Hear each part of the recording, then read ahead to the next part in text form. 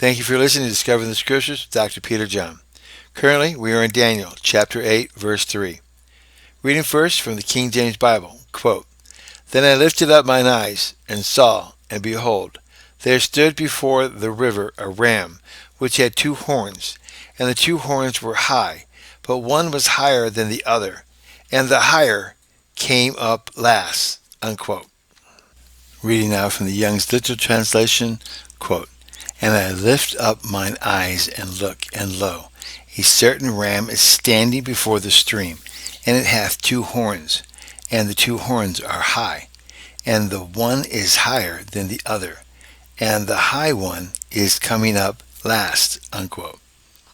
Reading the verse now in context, the paragraph starts with Daniel chapter 8 verse 1 through Daniel 8 verse 4. Reading from the King James Bible, quote, "In the 3rd year of the reign of King Belteshazzar, a vision appeared unto me, even unto me Daniel, after that which appeared unto me at the first. And I saw in a vision, and it came to pass, when I saw, that I was at Shushan in the palace, which is in the province of Elam. And I saw in a vision, and I was by the river of Ulam. Then I lifted up my eyes and saw, and behold, there stood before the river a ram, which had two horns, and the two horns were high, but one was higher than the other, and the higher came up last. I saw the ram pushing westward, and northward, and southward, so that no beast might stand before him. Neither was there any that could deliver out of his hand, but he did according to his will, and became great." Unquote. You know, it's strange enough. I'm doing this ministry online, and the day before or the night before I go to do the next verse, something happens in my life that makes it more acutely aware. Like when you're putting everything on the line and you're at the mercy of one person, and that person knows you're doing this but doesn't realize how important it is and how vital it is to your survival, but then delays you. And you wonder, what in the world? I have done everything. I have put everything on the line. This delay is going to be devastating. And then you run across this next verse that the Lord puts into your ministry. And you think, wait a second, the verse before this, God did this for this man. Didn't make sense to him at the time.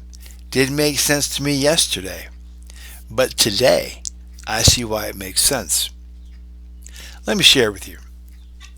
God gave Daniel in chapter 7 an awful view of the Antichrist, the destruction of the church, the destruction of Christians, the bloodshed, the passive way of conquering them, mystifying, bewildering, changed him so much that his countenance, that others seen, were asking him questions, because he didn't look joyful.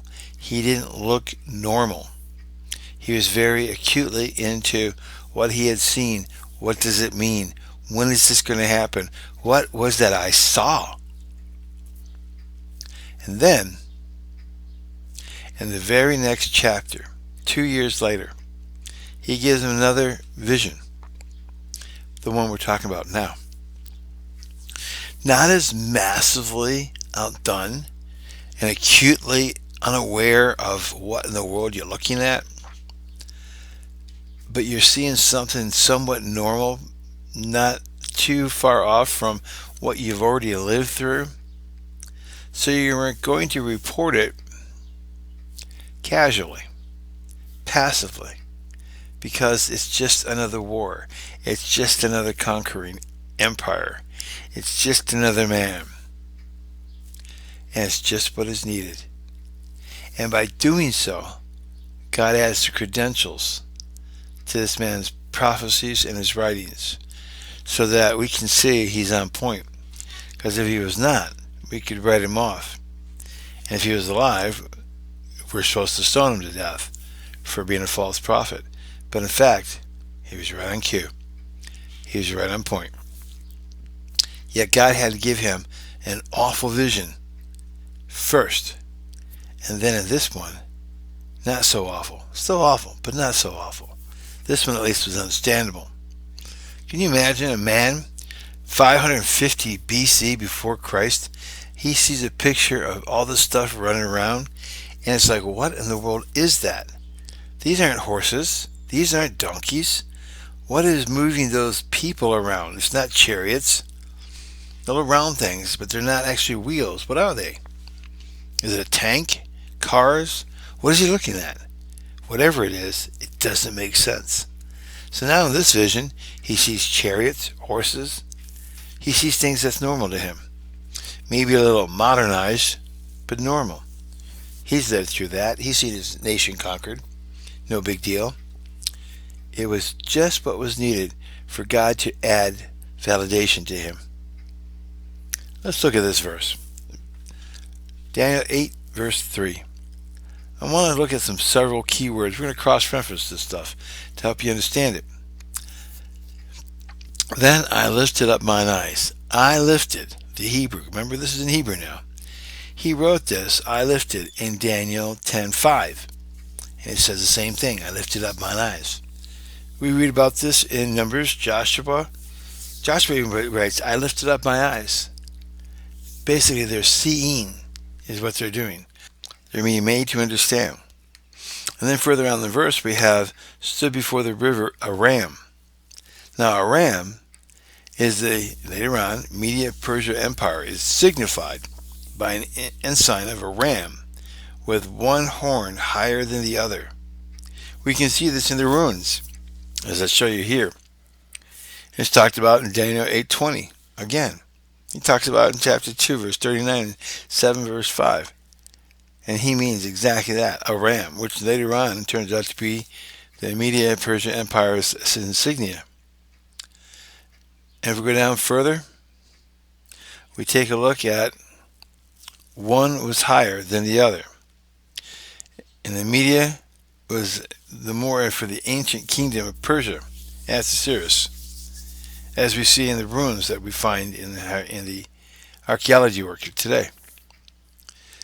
So when we go through the Interlinear Bible, we see that he is writing all of this passively. All of it. Everything means what it shows. There's a lot of symbolism here, but it's all passive, which struck me because there was nothing else that really stood out except that it was all passively written. Let's look at John Gill's commentary, because I think it's right on cue, and see what we have here to give us more insight so you can make up your own mind on this. Then I lifted up mine eyes to see what was to be seen in this place where he in the vision was brought. He lifted up his eyes of his understanding, being enlightened by the vision of prophecy and the eyes of his body, to which objects of corporal things formed in the fancy were represented. And saw, and behold, he saw something wonderful in a visionary way, and which struck his mind, raised his attention. There stood before the river Ulai, near Shushan, the palace, the seat of the kings of Persia to the east, a ram which had two horns, a symbol of the kingdom of the Medes and Persians, signified by the two horns, an emblem of power and dominion, and sometimes used to signify kings and kingdoms.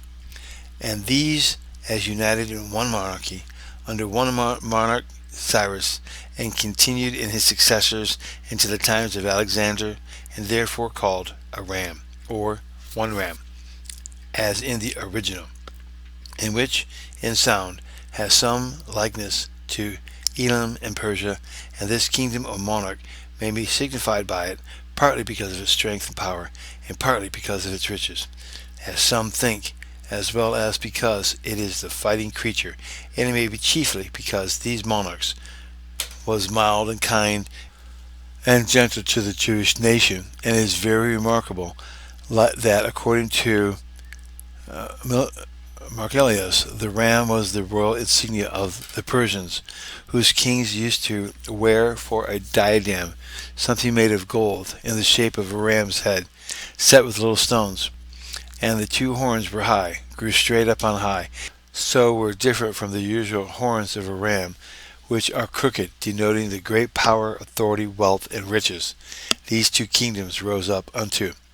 But one was higher than the other, and the higher came up last. I think the words might be rendered better. And the first was higher than the second, but it ascended or grew up higher at last. The kingdoms of the Medes were the first kingdom, and it was at first superior to the kingdom of the Persia. But afterwards the kingdom of Persia became greater than that under Cyrus and his successors. The ram's heads with horns wire higher than another are still seen in the ruins today. Unquote. So I think you can put it together. We are looking at prophecy that took place with Alexander the Great 200 years later, which vivified this prophet Daniel, so that we will take seriously the end times, last day prophecies that he has written and will write about as they correlate with the book of Revelation. Please keep me in your prayers as you continue walking with God, and please always remember to pray and ask the Lord to teach you through his Holy Spirit everything as you meditate and God opens your minds. God bless.